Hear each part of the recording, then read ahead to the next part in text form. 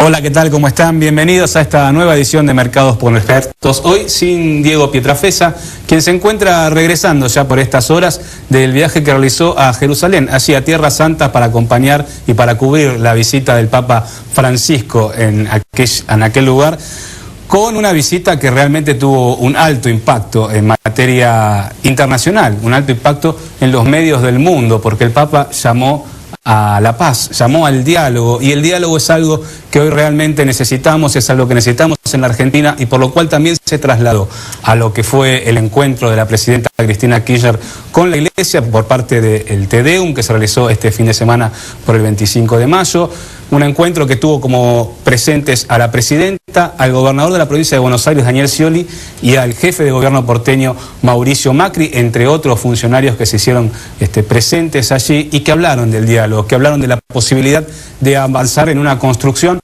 hacia el futuro, según lo que dijo la presidenta, sin mirar tanto para el pasado. Del diálogo vamos a hablar, del diálogo político, de la situación económica, con un invitado especial que nos va a acompañar en el día de hoy, y me refiero al presidente del Banco Provincia, Gustavo Marangoni. Gustavo, ¿cómo estás? Bien, muy bien, muchas gracias por la invitación. Por favor, impactante, ¿no?, lo que ha sido la visita del Papa en Tierra Santa, y este mensaje, esta invocación por la paz entre Israel y Palestina, y esta necesidad de diálogo abierta, ¿no?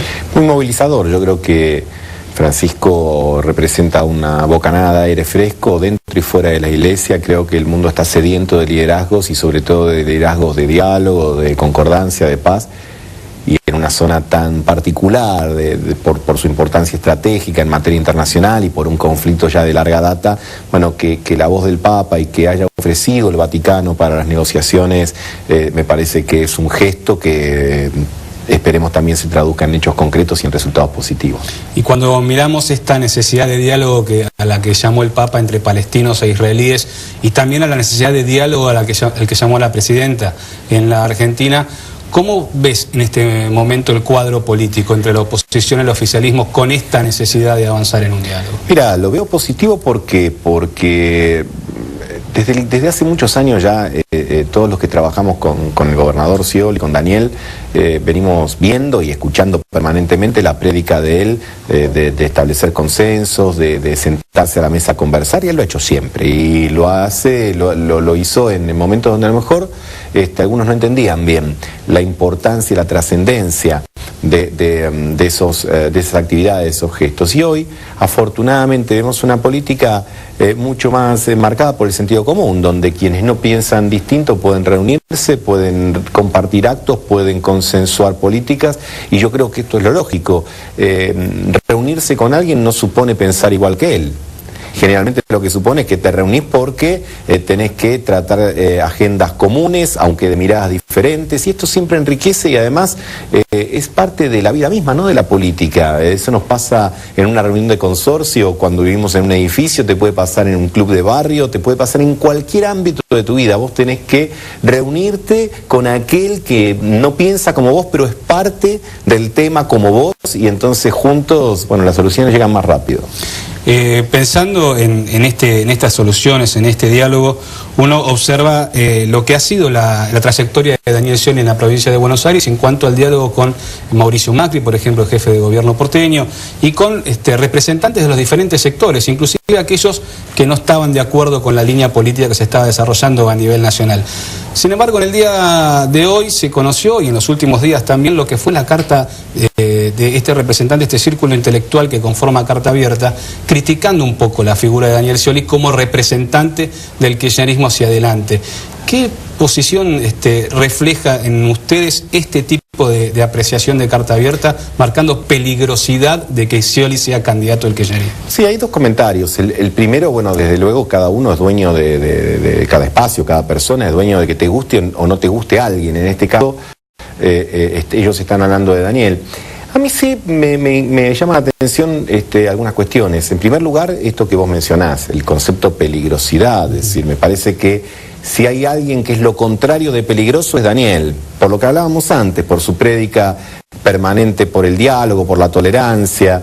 Me parece también que Daniel es alguien que tiene ideas perfectamente imbricadas en la realidad. Daniel es alguien que asocia sus ideas con los hechos y busca siempre la solución de los problemas, que yo creo que es esto, pensar para arreglar las cuestiones. Yo creo que quizás en algunos de los referentes de ese espacio, no digo en todos porque uno nunca puede generalizar, pero quizás como diría Roberto Arlt, algunos se van a morir de un error de imprenta, digamos, porque están tan, a veces cuesta comprender ese nivel de abstracción y de complicado que hacen las cosas, ¿no? Según dicen, estuvieron como 4 o 5 horas para ver si se referían a Daniel como gobernador, motonauta. Y vos decís, 4 o 5 horas para ese tema. Me parece que debe haber cosas más importantes que hacer, que reflejar si intelectuosamente lo llaman el Teseo o el Minotauro de la política argentina. Me parece que eso los pone casi en el lugar de la sátira, de la comedia, digamos, pero no del pensamiento político. El pensamiento político es aquel que te invita a la reflexión a partir de los hechos y desde los hechos pensar cómo haces para seguir mejorando. Mira, yo presido el Banco Provincia, hace 7 años casi que estoy en esa institución y uno tiene que resolver cuestiones muy concretas todos los días y para eso tenés que pensar y tenés que pensar rápido y tenés que pensar concreto porque tengo que abrir 420 sucursales. Imagínate Daniel, que tiene que gobernar la provincia más grande de la Argentina, tiene que hacerle frente todos los días al país dentro del país que supone los 300.000 kilómetros cuadrados, los 16 millones de habitantes, las 20.000 escuelas, los 60.000 policías, los 350.000 docentes. Y para eso tenés que hacer, pensar, hacer a una gran velocidad, pero también con un espíritu muy concreto y amigo de las soluciones. Me parece que a veces en estos espacios hay mucha cuestión autorreferencial, mucho mirarse la pelusa del ombligo, mucho hablar para pocos, ¿no? Pero bueno, el tiempo dirá. Nosotros queremos competir el año que viene en el ámbito de las primarias dentro del Frente para la Victoria y bueno, siempre lo ha hecho Daniel, compitió en su vida empresarial, en su vida deportiva, en su vida política. Confiamos en que tenemos no solo el mejor candidato, sino también el mejor equipo y las mejores ideas para gobernar Argentina. ¿Cómo confluyen en la actividad cotidiana esta profesión de politólogo que has abrazado durante toda tu vida y esta necesidad ahora de ser presidente del Banco Provincia, ¿no? Una actividad claramente financiera? Mira, la carrera me ha dado instrumentos esenciales para poder llevar adelante el tema de la gestión, porque como politólogo justamente estudiás los procesos de tomas de decisiones y los procesos de toma de decisiones es algo que vos tenés que llevar de la complejidad a lo simple y tenés que tratar de articular distintos intereses, distintos tiempos y tratar de hacerlo dentro de un marco de concordia, en este caso en el campo de una institución financiera que tiene que dar crédito, recibir depósitos y además hacer un montón de tareas colaterales. Vos pensás que un banco de estas características, el segundo banco del país, el banco más grande, más antiguo, de América Latina, tiene 10.500 empleados. Y para tener eso en funcionamiento permanentemente requerís una política de personal, requerís una política de infraestructura de todo lo que son los edificios, de seguridad, de capacitación, por supuesto de comercialización, de publicidad. Así que tenés que ser una suerte de pequeño director de orquesta, pero que para que muevas la varita y suenen tienen que estar realmente quienes tienen los instrumentos en sus manos. Entonces yo creo que es eso. Lo mismo pasa en el banco, en la provincia, en la Argentina. Tenemos que lograr que lo que serían ruidos, si son interpretados de manera unitaria, sean una melodía cuando son ejercidos por un conjunto. Y yo creo que en ese sentido el ámbito de la profesión me ha ayudado mucho. ¿Y se puede mantener la armonía de esta orquesta en tiempos en los cuales la economía no acompaña tanto? Bueno, el desafío justamente de hacerlo eso. Cuando la economía acompaña, las cosas son más fáciles. Igual siempre tiene un nivel de dificultad, porque yo no estoy hablando de la armonía de la familia Ingalls, no estoy hablando de la armonía donde nunca hay diferencia de criterio, al contrario. A ver, el arte de la política es administrar conflictos, resolverlos y no terminar con los conflictos, porque cuando vos resolvés un conflicto, cuando vos respondés a un desafío, después te aparece un conflicto distinto, un desafío mayor.